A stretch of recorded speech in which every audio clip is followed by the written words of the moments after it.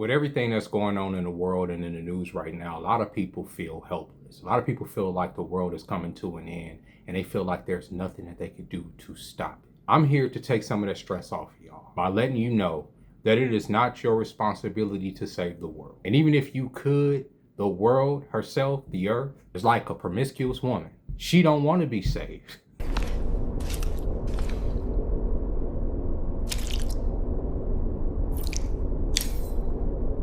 Welcome to Machine God Eats, ladies and gentlemen. Yes, the earth is for the streets. And I was once a young person with as much fervor and madness in me that wanted to stick it to the system, just like all of the young people that are out protesting and letting their voices be known online today. When I was coming up, it was the George W. Bush time. I myself joined the military over false pretenses that we were being attacked by the Arab world and that we have to go over there and defend freedom and democracy. We have to defend America because these savages over here in the Middle East hated our way of life. They were jealous of it. So they took down the towers to not only strike at the heart of America, but at the heart of Christendom. And people like me in that day, we ate it up for a minute. We bought into it. Oh, the towers came down. Because up until that point, we felt invincible as a country. We felt untouchable. Nobody can touch the mighty empire that is the United States of America. But to see those towers come down, it was like a mind.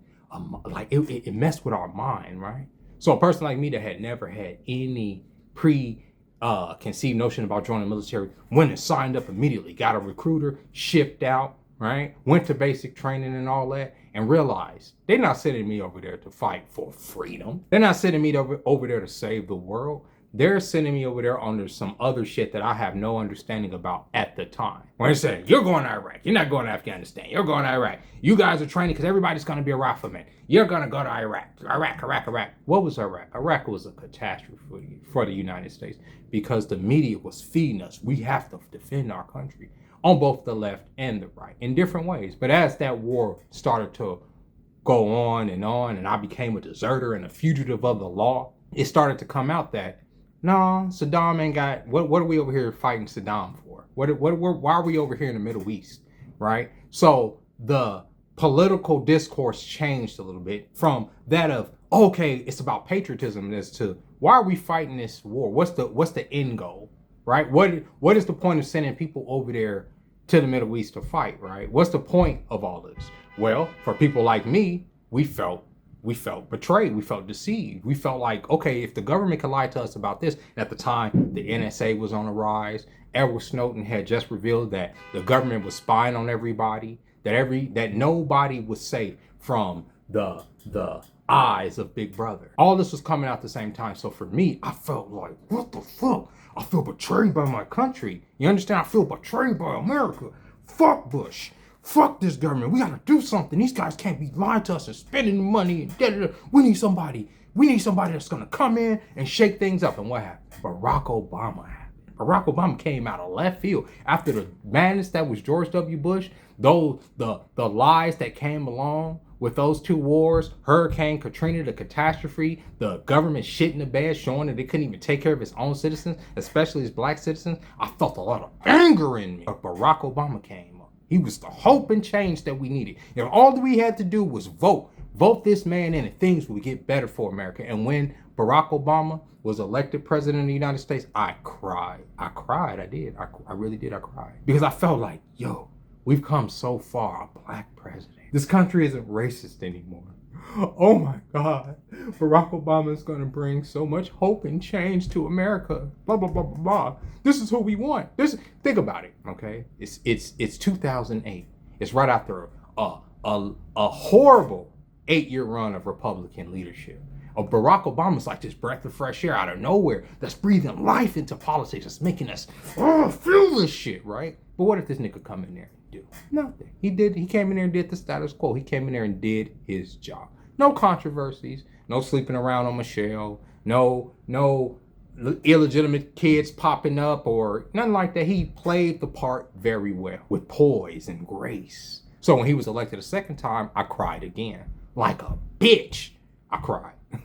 I did. I'm not ashamed to admit that I cried. I was so happy that Obama got elected over Mitt Romney. Mitt Romney, this motherfucker's just, he he just represented the status quo as far as his aesthetic, as far as the way he talked and the way he presented himself. Wasn't enough for me. Barack Obama was my man. Another 4 years of Obama. What happened? Nothing. What I did start to see was social change.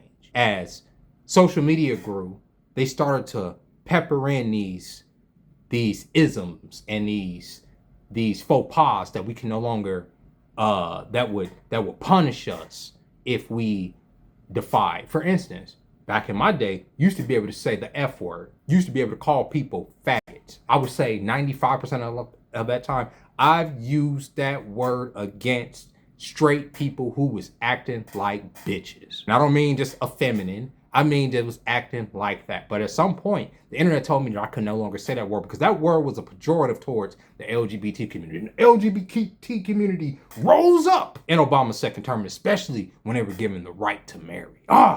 Equality. And I applaud it. And I still applaud. Oh yeah, y'all can, because whoever wants to marry, y'all can marry whoever the fuck y'all want. Right? That's what happened in Obama's time. But what happened for society? Well, they started wagging fingers. They started saying, well, you can't say this, and if you're too if you're too masculine in this area, then fuck you. And all this is just finger wagging, just putting fingers in your face, telling you what you can and cannot say. That's what started happening at the end of the Obama term. It got annoying to the point where when a person like Trump came out, he was like, "Fuck all this." Everybody was like, "All right, this is what I'm with," because I'm tired of not being able to say what I want to say on my heart, even if it was just the simplest stuff. Right? I'm walking y'all through this for a reason. Come to the current time, where we didn't found out so much because of social media, because of the stuff we share. We found out about the Epstein list. We found out about different government programs. We found out about extraterrestrials or whatever the fuck they wanted to reveal to us. And one of the things about everything that's been revealed to us over the last 10 years since 2016 is that there ain't a goddamn thing we can do about it. We know about the Epstein list. We know that there is rich and powerful men that run this country, that run companies and the like, that hurt children right now. But what are we doing about it? What can we do about it? We are born into a system. We're embedded into a system like raisins baked into the loaf of the bread, right? What can we do as the raisins so nuzzled up in a machine, even though we know around us that this dough is sour? What can we do? We participate. We allow ourselves to sit here and marinate. We go to work every day. We pay our taxes. We participate in the system because we have to. We can't be the odd man out lest we want to end up on the streets, right? So we have to participate, even though we are knowledgeable of everything that's going on in this perverted reality, in this fucked up reality. There's not a lot we can do about it. We can speak on it. We can ruminate on it, but there's not a lot we could do about it. We could just be aware of it. So that's where change is supposed to happen. And the media, one of the things I've learned about the media, one of the things that radicalized me was the mainstream media during the COVID times, because the media was telling me what I can and cannot say. The media was trying to convince the powers that be that I had to take medication. The media was putting in my face that if I didn't get this booster and this booster and this booster, that I wouldn't survive. They pissed me off with that. They pissed me off to the point where I almost went mad. You understand? Like, I don't think some of y'all get how close some of us came to madness because of what was the bullshit that was being fed to us by these pharmaceutical companies and this media and the apparatuses like social media that we use to normally let out our dismay. We couldn't even say what we needed to say on here because we risk being banned. We risk being punished. We risk being ostracized, which I don't give a fuck about being ostracized. But I do care about having my platform struck and taken down because I question the narrative that the same media that's telling these kids right now that they're living under a dictatorship told me 5 years ago that, oh, it's safe and effective. It's safe and effective. Same media told me way back in the Bush days that there was a difference between Bush and Obama. There's no difference. It's the same system. One bird, two wings. Same fucking bird. Same bitter ass, gamey ass taste. Left, right. And they sell this to the kids. So you have kids out there, right? Young people thinking that they're protesting, that I'm going to get out here and I'm going to stick it to the system. I'm going to get out here and I'm going to fight ICE. I'm going to get out here and I'm going to park my car in front of these federal agents and get myself shot the fuck up because the media is putting in my head that I'm living under a dictatorship. If you were living under a dictatorship, you would not be able to speak the way that you speak on these platforms. Even when it comes to something like 2020, when people like myself were being censored up to here, I would have been, if we lived under a dictatorship, they would have came, rounded, tried, because they would have to kill me. They would have came, tried to round me up, and take me to whatever medical facility to have a dose of their medicine. That's a dictatorship, because all the government and the media was telling us the same thing during that time, were they not? Right? So if you lived under a dictatorship, you would not be able to speak against the powers that are sitting in so-called office right now. You don't even know who's in power. None of us do. Real power is not going to fucking reveal itself to you. The left and the right, that bird that we all say, oh, it's the Democrats and it's Republicans. Same bird, the power, the structure, the motherfucker that sits above that bird, you don't know who that is. The only thing y'all recognize is the fucking bird. And this bird, this child molesting bird that goes around fucked up, doing fucked up things to people, putting people in fucked up positions and all this other stuff. We're all riding on this bird. We all on this bird. You can call it an eagle. You can call it a bald eagle. Woo! Spread freedom around the world, right? This fucked up bird with its fucking gamey, bitter taste that we all fucking are just soaring on right now. You can either get the fuck off the bird, because it's a fucked up bird, or you can continue to ride it in comfort. That is the option that a lot of the people have. And that's what I had to realize as an American. There's a lot about this country I despise. The fact that this is a horrible child molesting bird that we ride on. It is, right? A horrible, sadistic, warmongering, child molesting bird that just shits on whatever it does, but it's a fat bird. It's a comfortable bird. We sit here on top of this bird, somewhat comfortable. I say that because the same media that's telling you that this is a totalitarian dictatorship that you're living in, it's the same media telling you that we're supposed to welcome in all these people that are running from real totalitarian motherfuckers. Because why would they want to come here to a whole nother totalitarian situation if their situation over there is good? The media is doing this shit. It's a contradiction. You got people saying, open board. We need to let people in. It's inhumane to get people out here that shouldn't be here. Blah, blah. Which, like I say many times, I don't like the way ICE is doing none of that. But you can't say that, right? We need to let people in here, but then say, this is a dictatorship and that's stupid, right? That's dumb. That doesn't make sense. It's not a dictatorship and a traditional dictatorship and where your vote fucking matters. Your vote has never mattered. Do y'all realize that? Your vote has never mattered. It's a company. This is a corporation. It doesn't matter who gets elected. Even if fucking Kamala would have got elected, the machine would have just used her in a different way to push forward. Two wings, same bird. Same fucked up, evil ass bird. There's no difference. It would have soared us towards the same destination. And what is that destination? Conquest, imperialism. We live in a world where resources are finite, at least according to the powers that be. And so the powers that be, which include the United States, Russia, China, and the oligarchs that sit above them and puppeteer those nations or those empires, they need those resources in order to make their 21st century the way that they want to make their 21st century. We're talking about borium. We're talking about silver, okay? We're talking about platinum. We're talking about all of the precious metals, just the precious metals alone needed to facilitate a AI revolution, a technological revolution, a technocracy that all these empires are trying to build. So when you hear the president get on TV and talk about taking Greenland or going down there with no pretense about what's going on in Venezuela about getting the oil, like, unfortunately, we were lied to in my time. Oh, we're going over there for freedom. And then, if they would have just told us straight out, no, we're going over there for oil. We're going to take Saddam out. We're going to do whatever we need to do to put in whatever puppet government. If they were honest with us in that time, so many Americans and so many Iraqis and so many Afghanis wouldn't have died during those times. Honestly. Because look at the operation in Venezuela. They said, nope, we're going to go there. We're going to take that nigga out for crimes against whatever. Empires can make up whatever fucking rules. And y'all are being told, go out there, protest. The world is closing in on you. And if you really think about it, if you separated yourself from the news if you separated yourself from the internet, if you separated yourself from all this stuff, guess what?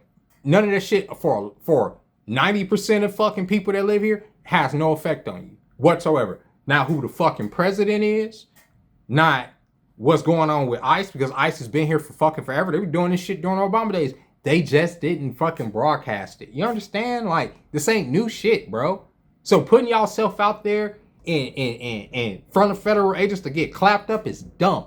Even when I was a child, I knew you get murdered by federal agents by interfering with their bullshit. You can say, oh, well, this is corny. Well, you go out there and you get your ass shot by the federales all you want. Go right ahead. Just like that white woman did over there in Minnesota.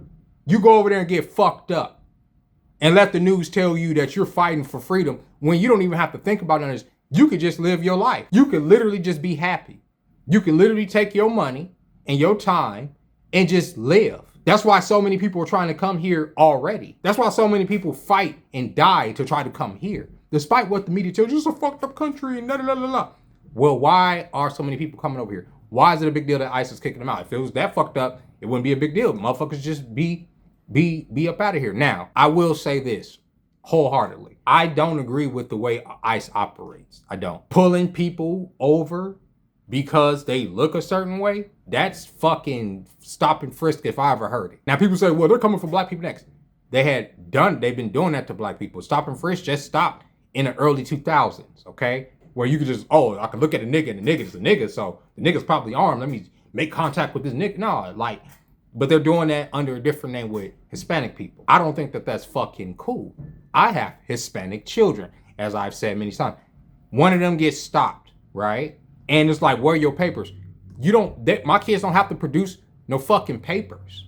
You understand? They have birth certificates, they have social security cards, all that bullshit. So unless y'all know who the fuck y'all stopping, that shit gotta stop. And then it creates chaotic situations like the one in Minnesota where the lady got shot because there's all this tension because you don't know who ICE is about to pull over when they, for the most part, do have a dossier of who they're going after. So this random pulling up on niggas with masks and all this shit will get federal agents hurt and will get the public hurt. So that type of shit, I don't agree. With the whole purpose of law enforcement is always supposed to be to obviously enforce the law, but also de-escalation. Not all this fucking ramping shit up to the point where motherfuckers are emptying clips in bitches' faces and shit. Shouldn't get to that point. Shouldn't even be able to follow ICE around town because it shouldn't be like a caravan like that. It should be from operation to operation. Motherfuckers shouldn't be able to follow y'all. First off, that has to stop too. From the public perspective. That woman that was shot, she came from Colorado to go down there to get killed. Under the what do you call it? Encouragement of her wife. Dumb shit. Well, she could have just been at home with her kid. She could have just been at her own state chilling. But she wants to come out here and play hero because the media is telling a lot of people that y'all living under a totalitarian dictatorship. Y'all are not. Nothing about America right now is any different than when it was when I was a child. Nothing. It ain't nothing different. It's the same game. Same fucking game. Same game. But like I said, when I was younger too, especially after the Bush lies and stuff, I was hot too. We got to do this to the government. We got to stop the NSA. There ain't no stopping it. Obama came in after Bush. He pushed it further. He pushed the NSA further. He pushed that apparatus further. Trump comes in, pushed the shit further. Fucking Biden comes in, pushed the whole code. They're all fucked up. You don't get to those positions of power without being fucked up and being willing to be a fucking puppet. These are puppets. Trump is a puppet. Kamala was a puppet. She can't even form fucking sentences. Y'all thought she was gonna run it. Puppets.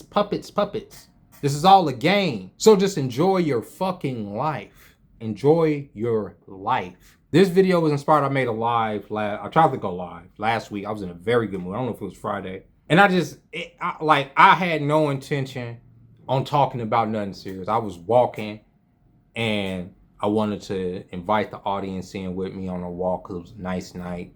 Just shoot the shit and all this other stuff. And the topic of Epstein came up in the Epstein list and how people are discouraged by the fact that so many people know what's going on, yet are doing nothing. And many of us have heard many times, somebody got to do something. And anytime somebody says that, I always think, what's stopping you? We're all playing the same game. I'm not trying to encourage somebody to go out there and crash out, but what's stopping you is all of the parameters that would make you dead, put you in a prison, probably have you permanently handicapped if they fuck you up and you don't.